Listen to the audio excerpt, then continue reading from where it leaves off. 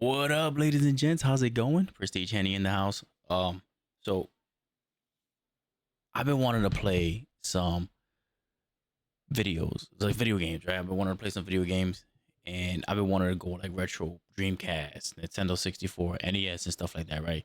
So I reached out to a buddy of mine, and he was like, "Download this, download that," and then I remembered there was a thing called RetroArch or RetroArch, however it's pronounced, and I looked it up, and it's actually pretty easy to use, and yeah, this little video is a little something of how my understanding, how I downloaded it, how I have my setup, plus the some of the websites where you can get some ROMs from and stuff like that.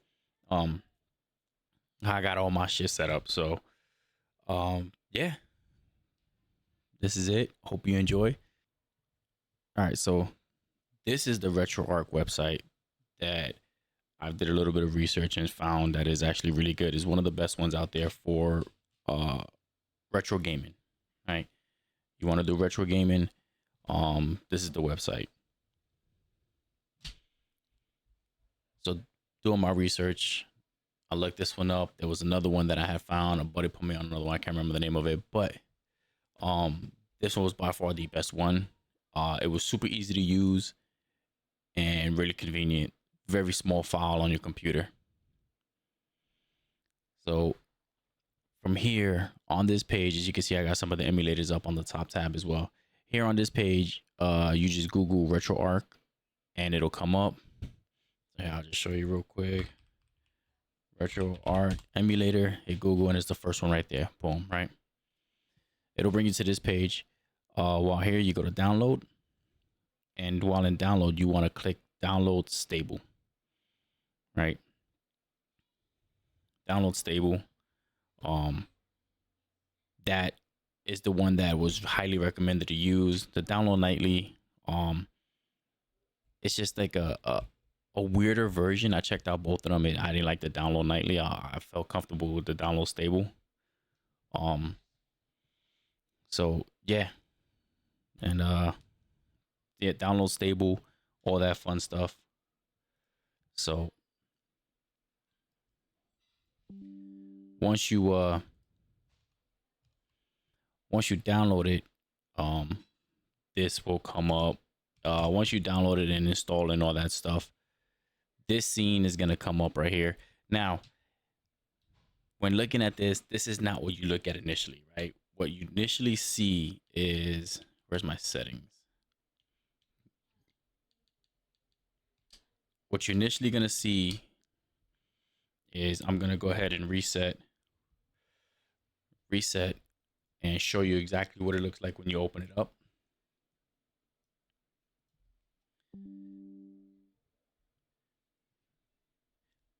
This is what you see when you first download it, right? It looks confusing. It looks like I'm in the military, so it looks like some sort of military website that I use, right? And I don't like it. So go to settings from here. Once you open it up, you go to settings. You go down to drivers. You go down to no, menu. So from here, main page, settings, drivers, menu, and then drop it down to XMB. XMB makes it look like a PlayStation setup. Once you have it, once you have it in XMB, you want to go ahead and close it out. So I'll go back to it so I can show you. Once you have it up in XMB, you want to close it out, right? When you close it out, you want to open it back up. And boom, it looks like your standard PlayStation, right? It works great. It looks clean, right? Looks just like your old PlayStation and stuff.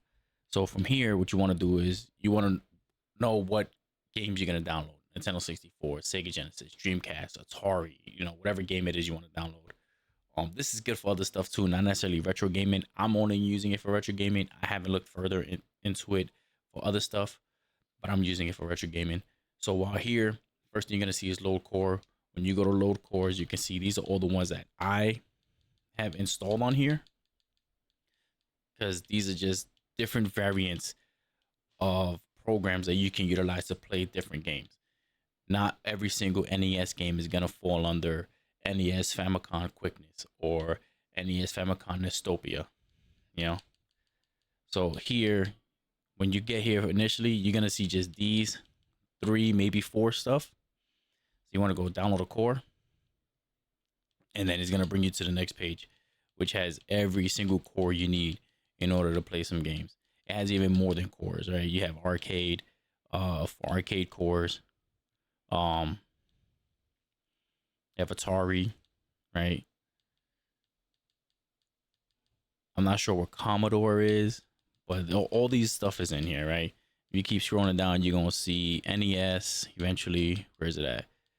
Right here, Nintendo DS, Game Boy Color, Game Boy Advance, the GameCube, the Wii, the NES, right? Then you got Nintendo 64, so on and so forth, right?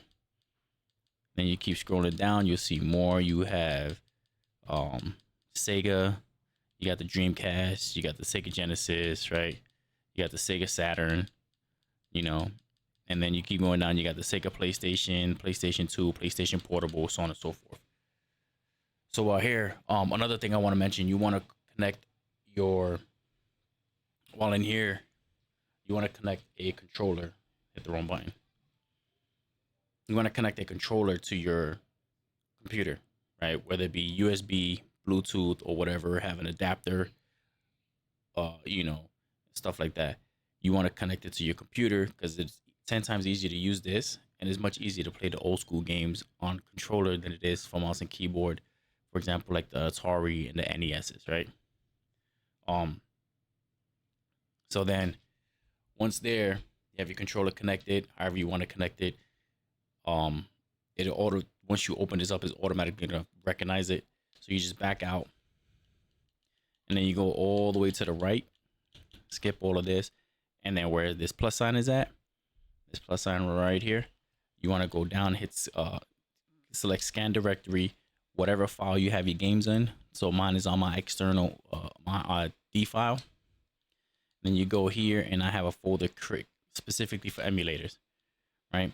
Once in here, you scroll down to wherever you have your ROMs at, or if you have them all in there. So I've created a folder for ROMs, and then once there, it'll open up, and then all you have to do is go down and hit scan this directory, and as you can see here down at the bottom, it's gonna go ahead and just install every single one as long as it's compatible with it.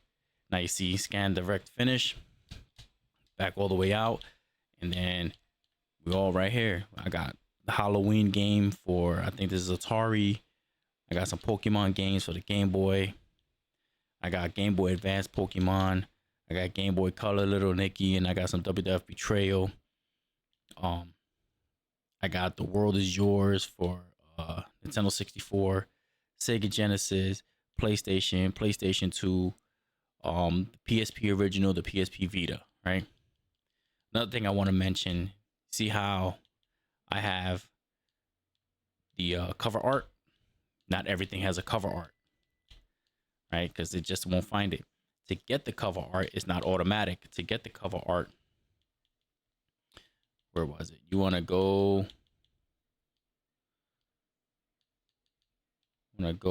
online updater, and then it'll be on demand thumbnail downloads. You want to select that. See, I turned it off. Now it's going to be on. You want to turn that on, so whenever you install the games, they automatically input that cover, right? Input the cover art. So that's pretty much it right there. Let me show you a game so I can show you how it works. We're gonna go, I don't know, let's play some Street Rage, right? Once you select it, you want to hit run, and it's gonna come up. And all you gotta do is maximize the screen, and boom, it's right there. Now, one thing I ain't gotta figure out is the audio, why it's so low on you guys' end, if you hear it at all. Oh, another thing, once you select something outside of the emulator, it's automatically going to is automatically gonna pause the game for that split second. So you go back in it. So I select something out of it, and I'm going back in it, and now it's there.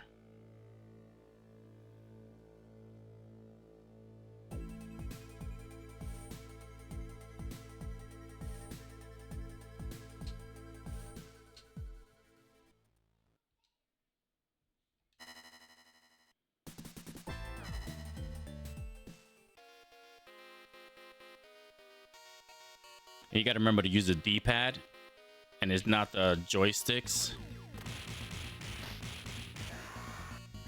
And just figure out the controls.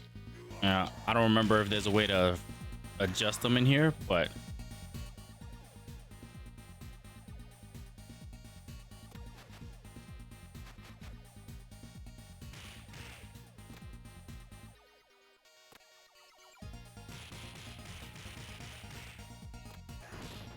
that's pretty much it.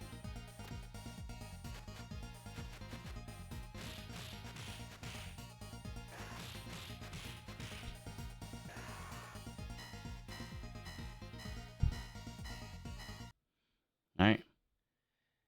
That's pretty much the game right there. Oh, and to back out of it, what you want to do is you want to hit File. I'm sorry.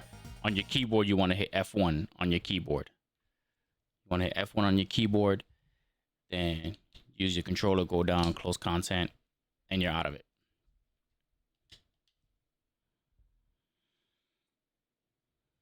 So yeah, that's how you, I mean, if you have suggestions of other emulators that you want me to check out, you had to drop them in the comments down below.